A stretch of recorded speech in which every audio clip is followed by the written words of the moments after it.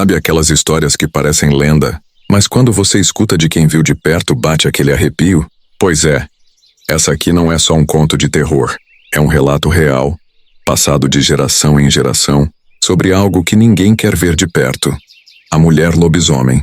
Isso aconteceu lá no interior, num vilarejo esquecido no tempo, cercado por mata fechada, e onde a noite parecia ter vida própria. Quem mora ali jura de pé junto que tem coisa que não é desse mundo. E uma dessas histórias é a Diana, uma mulher que carregava um segredo sombrio, daqueles que ninguém ousava perguntar. Vou te contar tudo, mas já te aviso, depois disso, você nunca mais vai olhar para uma noite de lua cheia do mesmo jeito. A vila era pequena, daquele tipo onde todo mundo conhece todo mundo. Ana morava numa casa afastada bem na beira da mata. Mulher calada, de olhar profundo, ninguém sabia muito sobre ela. O que se comentava sempre em voz baixa era que algo nela não era normal. As pessoas evitavam passar perto da casa dela à noite. Diziam que ouviam sons estranhos, um misto de choro e rosnado como se fosse um animal ou algo diferente. O mais esquisito é que toda vez que um bicho sumia na vila, galinhas, cabras, até cachorros, sempre era numa noite de lua cheia. Coincidência? Tinha um velho chamado Seu Horácio, o mais antigo da vila, que vivia dizendo que já tinha visto coisa demais nessa vida para duvidar do que os olhos contavam. Ele sempre repetia a mesma coisa.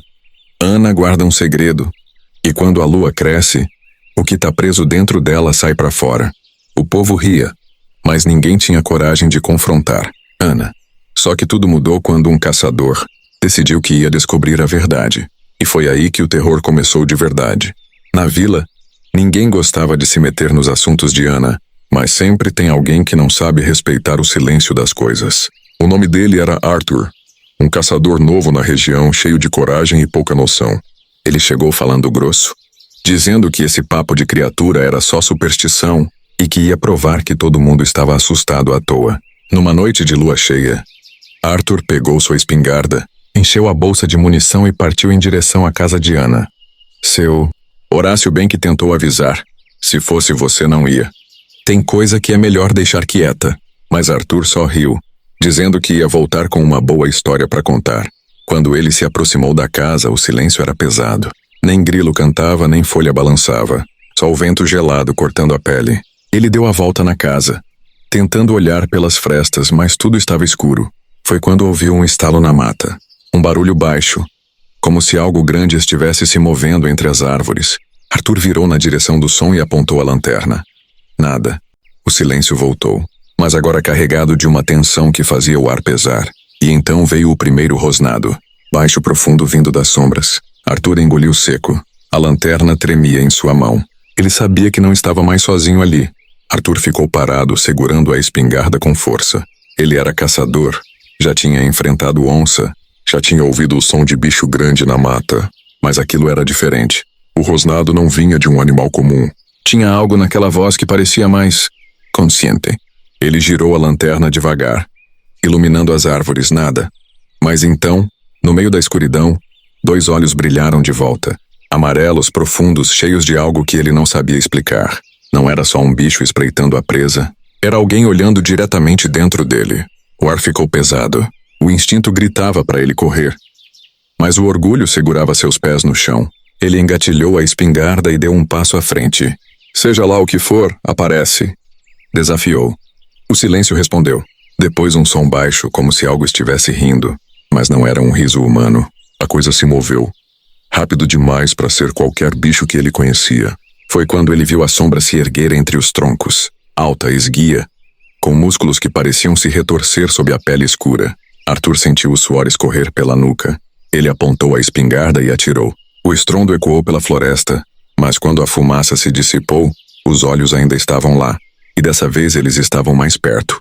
O coração de Arthur batia tão forte que ele podia ouvir no próprio ouvido. Ele engatilhou a espingarda de novo, mas antes que pudesse atirar, a coisa se moveu, rápido demais. Ele só viu um vulto escuro passando entre as árvores, circulando ele. O vento trouxe um cheiro forte, meio ferroso, e a respiração quente da criatura parecia vir de todos os lados. Arthur girava tentando acompanhar, mas cada vez que ele apontava a arma, o barulho vinha de outro lugar. Ele não estava caçando. Ele era a caça. Foi então que um galho estalou atrás dele. Arthur se virou no reflexo e atirou. O clarão iluminou por um segundo o que ele não queria ver. A silhueta da criatura, alta, de músculos tensionados, os olhos brilhando no escuro. Mas o tiro não surtiu efeito. A coisa avançou. Arthur sentiu um impacto no peito e foi arremessado para trás. A espingarda voou da sua mão e ele bateu no chão com força, o ar escapando dos pulmões. O peso da criatura estava sobre ele. Garras fincaram na terra ao lado do seu rosto. Ele tentou se mexer, mas antes que pudesse reagir, o monstro se inclinou e pela primeira vez, ele viu o rosto dela de perto. Não era um bicho. Era Ana. Os olhos dela, mesmo na forma daquela criatura, ainda eram os mesmos. Cheios de dor, cheios de segredos. E antes que Arthur pudesse entender, tudo ficou escuro. Arthur acordou com o rosto na terra úmida.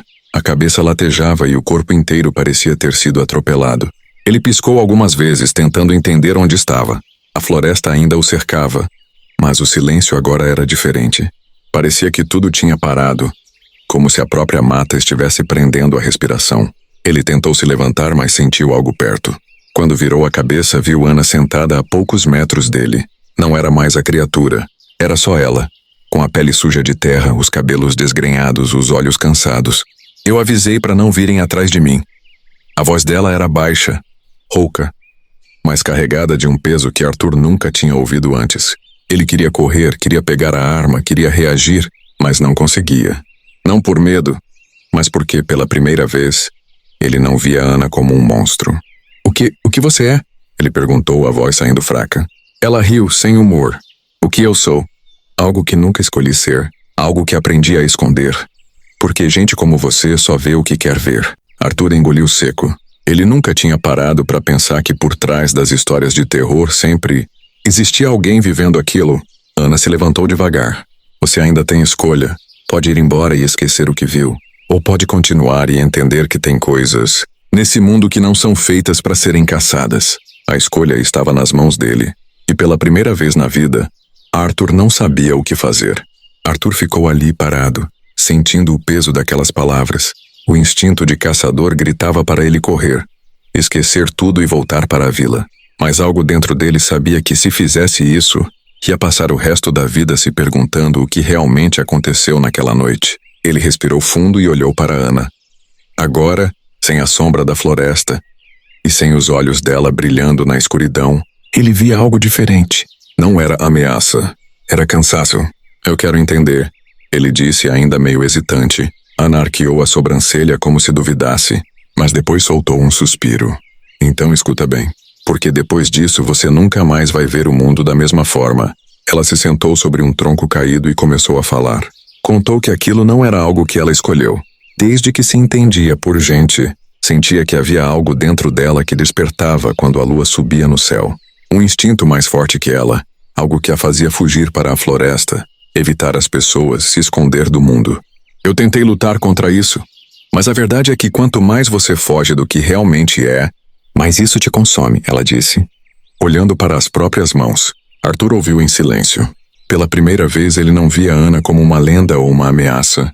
Via alguém que passou a vida inteira tentando sobreviver em um mundo que nunca aceitaria sua existência.